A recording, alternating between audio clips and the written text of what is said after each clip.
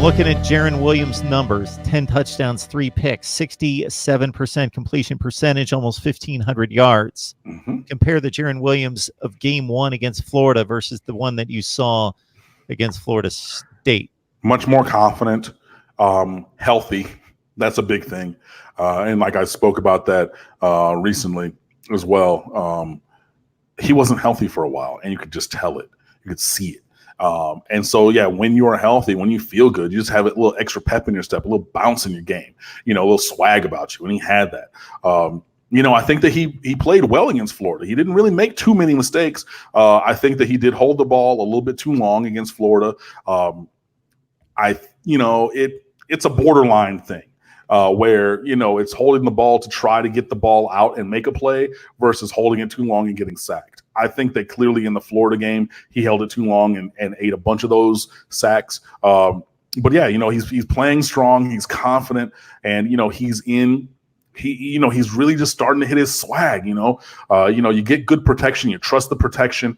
You hit your deep shots for touchdowns over the top to Jeff Thomas and D Wiggins. You hit a nice ball to Brevin Jordan. You hit a nice ball to Mike Harley. And a couple other nice throws too. So yeah, I think that he's really just kind of settled down, really confident in his body, confident in the play calls and the offense, and more comfortable with the thought that his offensive line is going to do their job, because that was a glaring issue in the Florida game, and I think that affected his psyche. But as the season has gone on and the offensive line has taken leaps and bounds forward in their performance, I think that has helped Jarren Williams as well. I was trying to find the betting line on this one. Louisville, Miami, in Coral Gables. What do we have here? I'm going to guess 9.5. It opened at Miami as a touchdown favorite. The over-under was 51. Right now, that pop-up, get out of my face. The line is down to Miami as a 6.5-point favorite, but the over-under came down to 48. Okay. Louisville is just a much better football team this year. They put 62 on Wake Forest a couple weeks ago in a nice effort there, and Wake would have to be considered at this point, not based on talent, but based on the results on the field, the second-best team in the conference at 7-1. And again, Louisville handed them their one loss at 62 points on the board. And Louisville, under Scott Satterfield, just a completely different team, still have a long ways to go to reach what they've shown us in the past, but so much better than they were last year in going 0-8 in the ACC. So it's not a walkover. And certainly this team, in talking about Miami, was capable at its worst to lose to Georgia Tech at home. So as you say very eloquently, there is no fear at all in whomever Miami would face, but you got to respect everyone, because you got to go out there and, as you just said, earn it. Absolutely. This is a team, Javian Hawkins is one of the best running backs in America. I think he's a top 10 in rush yards a game for Louisville. They run, outside zone almost as good or better than any team in the country, and he takes advantage of that.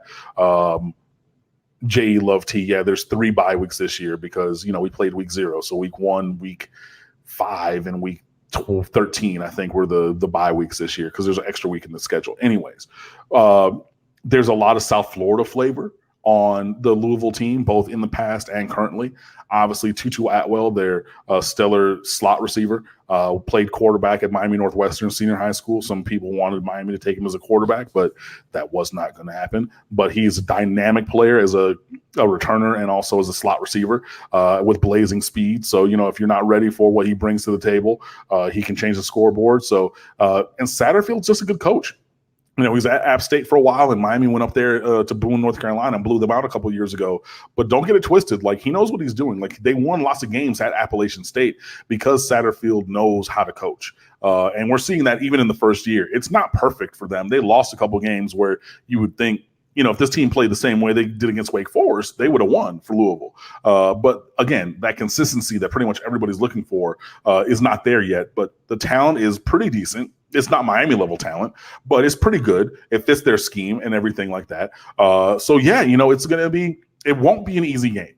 The only way that we're going to make it easy is by going out there and beating them. But they're not going to beat themselves, really. It's not the dysfunctional group that we saw last year when Bobby Petrino was there in his final year. again, this is another coach that I wish had another year, because this game would be so much easier if we're playing 2018 Louisville. But this year is a different team with a different mentality and a different work ethic and everything for Louisville. So, I mean, I expect Miami to win. I've already picked Miami to win on 2 different podcasts and in my picks league and everything, so that I have weekly. So I think that Miami's going to win. I think that we have the talent and the desire and obviously this upward trajectory of the program to win. I don't think that it's going to be a Bethune-Cookman 73-3 kind of win, though. So, Louisville's going to make some plays.